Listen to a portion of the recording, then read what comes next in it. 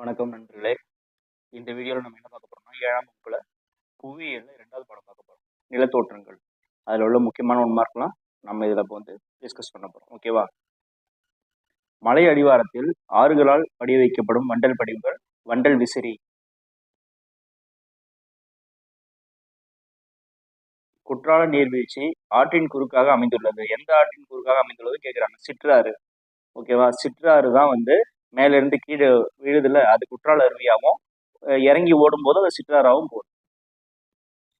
பனியாற்று படிவுகளால் தோற்றுவிக்கப்படும் நிலத்தோற்றம் moraine ஆகும். பனியாறு தெரியுதா? பனியே ஆறு மாதிரி நீட்டா வந்துகிட்டே இருக்கும். அந்த பனியாற்று படிவுகளால் தோற்றுவிக்கப்படும் நிலத்தோற்றம் மொரைன். மிகப்பெரிய காற்றடி வண்டல் படிவுகள் காணப்படும் இடம் சீனா.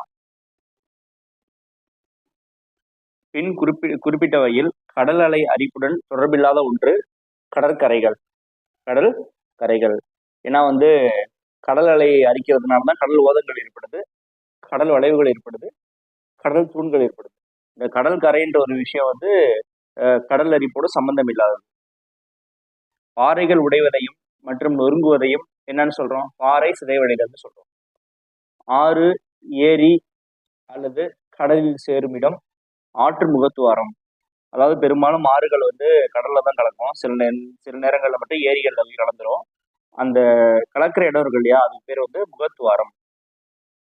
காற்று அரிப்பு தனிக்குன்றுகள் தென்னாப்பிரிக்காவில் டேஷ் பாலைவனத்தில் காணப்படுகிறது. கலகாரி பாலைவனத்தில் காணப்படுகிறது. அதாவது காற்று அரிப்பு தனிக்குன்றுகள். ஜெர்மனியில் காணப்படும் சர்க் டேஷ் என்று அழைக்கப்படுகிறது. கார் சர்க். உலகின் மிக நீண்ட கடற்கரை மியாமி கடற்கரை. மேட்ச் கொடுத்துருக்காங்க, நேரடியா பதிலே உங்களுக்கு கொடுத்துருக்கேன். பாறை உடைதல் மற்றும் நொறுங்குதல் பாறை சிதைவுகள்னு அர்த்தம். கைவிடப்பட்ட மியாண்டர் வளைவுகள் குதிரை குழம்பு ஏரி. இந்த ஆறு வளைஞ்சு போகும் இல்லையா, அந்த ஒவ்வொரு வளைவையும் என்ன பண்ணுவாங்க? மியாண்டர்னு சொல்லுவாங்க. மியாண்டர் வளைவு. அந்த 2 மியாண்டருக்கு இடையில ஒரு ஏரி மாதிரி தண்ணி இருந்துச்சுன்னா ஏரி மாதிரி உருவாகி அது பேர் குதிரை குழம்பு ஏரி, ஹார்ஸ்பவுல் லேக் அப்படின்னு சொல்லுவாங்க. நகரும் ஒரு பெரும் பனி குவியல் பனி ஆறுகள். பனி குவியலா மூவ் ஆகிட்டே இருந்துச்சுன்னா அதை பனியாறுன்னு சொல்லுவோம். பிறை வடிவ மணல் குன்றுகள் பர்கான்கள்.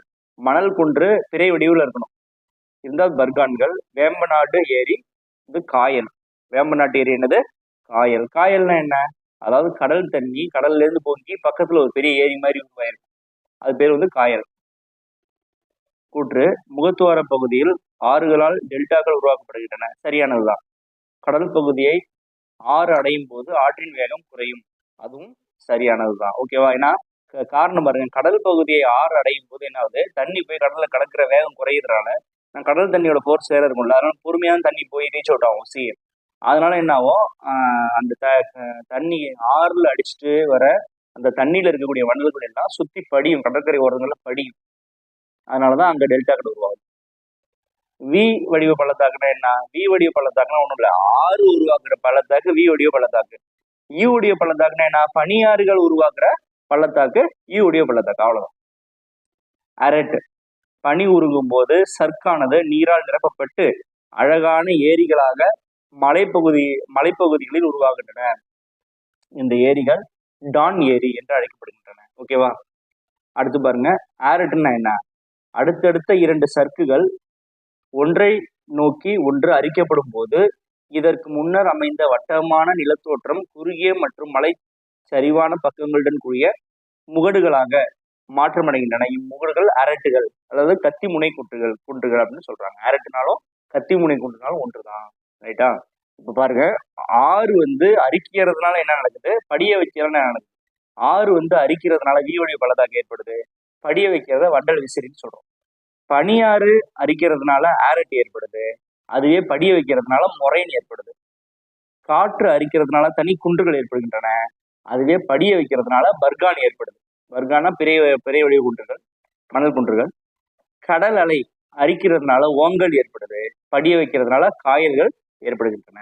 ஓகேவா? நன்றி நண்பர்களே. அடுத்த பாடத்துல தொடர்ந்து சந்திப்போம். தேங்க்யூ.